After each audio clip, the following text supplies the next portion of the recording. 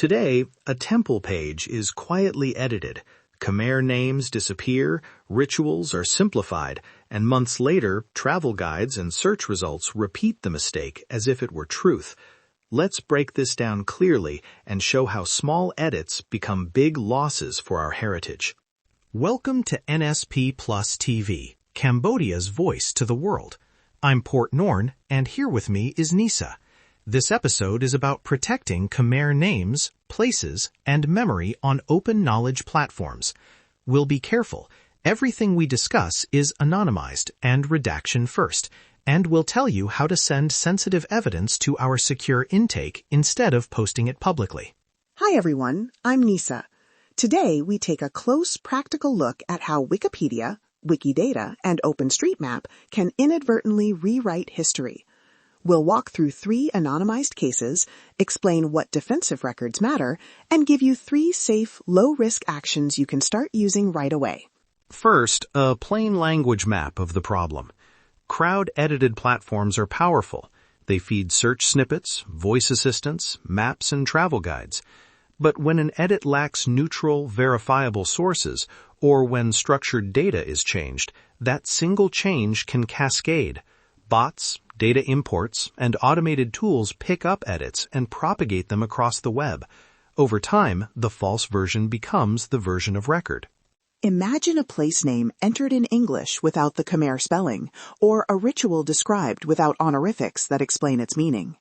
Those small omissions are not just editorial choices. They remove context that helps courts, researchers, tourists, and communities recognize the true identity of a site. This matters for legal claims, for tourism income, and for cultural dignity. Case Study A, the reworded article. We'll tell this one as an anonymized timeline. A local contributor created a detailed article about a village temple, including Khmer names, custodial notes, and a description of a ritual tied to the harvest season. Some months later, an edit removed the Khmer name and shortened the ritual description to a single sentence. That edit cited a non-local travel blog that had itself copied the shortened text. From there, the shortened article was used by an online guide, which a mapping service scraped for points of interest. When visitors read the guide, they didn't learn the local name or the custodial practice. The temple's guardian was frustrated. Records that recognized their stewardship and the ritual's meaning had been erased in public sources. Why did this happen? In many cases, editors rely on sources that are easier to access online, and they assume neutral language means shorter wording. But neutralizing without context is erasure in practice. Also, non-local editors sometimes don't consult local custodians, and automated imports can overwrite carefully curated local content. Case Study B, the missing data node. This one involves structured data. On an open data node used by many services, a single statement was changed. The local place name field was replaced with a different transliteration, and a language tag was removed. The node's change propagated to search snippets and map labels. Suddenly, dozens of datasets and third-party services showed the place under the wrong name. Structured data is machine-readable. That's its strength. But it means mistakes scale fast. If the language tag or the original script name is lost, automated systems lose the link to the Khmer identity. This isn't only a technical error. It erases how people recognize their own place. Case Study C, deleted contributor. Here's a quieter kind of loss. A local volunteer who had been adding oral histories and editorial context saw many of their edits reverted. Over time, their contribution history was hidden or removed for unclear reasons. Those local voices, the ones closest to memory and meaning, were effectively erased from the public record. These cases show a pattern.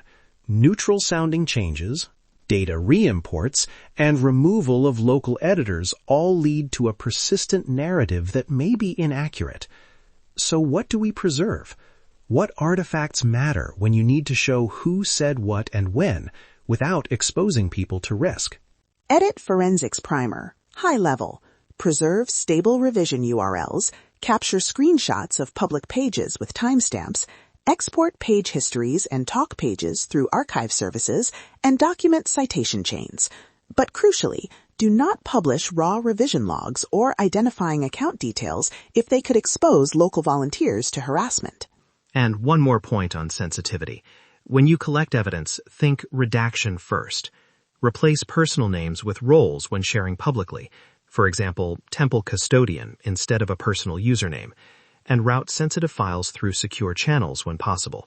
NSP Plus TV has a secure intake option we'll mention at the end. Expert Clinic. We spoke with community-aware contributors and cultural curators off-air and synthesized their defensive advice. Here are safe, high-level outreach scripts and thresholds to use publicly. Start on talk pages with a respectful question and source citation. Request clarification rather than accusation, and if reversions continue, escalate to local experienced editors or community notice boards rather than broadcasting the dispute widely. If you encounter a pattern of bad faith edits, focus on documentation and community escalation. Document the change, gather redaction-safe evidence, and ask a trusted, experienced editor to help mediate. Avoid naming individuals or airing raw revision histories publicly. That's how volunteers get targeted. Community Playbook. 3 immediate, low-risk actions you can start now. 1. Prepare a redaction-safe edit dossier. That means public screenshots and archived page snapshots with dates, plus a short neutral summary of the issue, but remove personal identifiers before sharing. 2. Recruit and mentor trusted local editors. Train 1 or 2 people in safe, community-minded editing practices and encourage dual-language content. 3. Set up a verified community watch list. Monitor specific pages, but keep watchlist membership limited to trusted volunteers to avoid exposing editors. Let me add what Mentor can look like. Show new editors how to cite local, verifiable sources, how to add Khmer script and language tags, and how to use talk pages to explain custodial details without publishing sensitive oral testimonies. All of that builds defensible, context-rich pages. A listener tip came in anonymously. They noticed a village listing with an altered name in a popular map. They didn't want to post the raw logs publicly. They asked how to share evidence safely. Our answer? Archive the page snapshot, redact personal details, and submit via a secure intake channel for vetting. We can help connect that dossier to trusted local editors for careful restoration. Before we wrap, 3 key takeaways.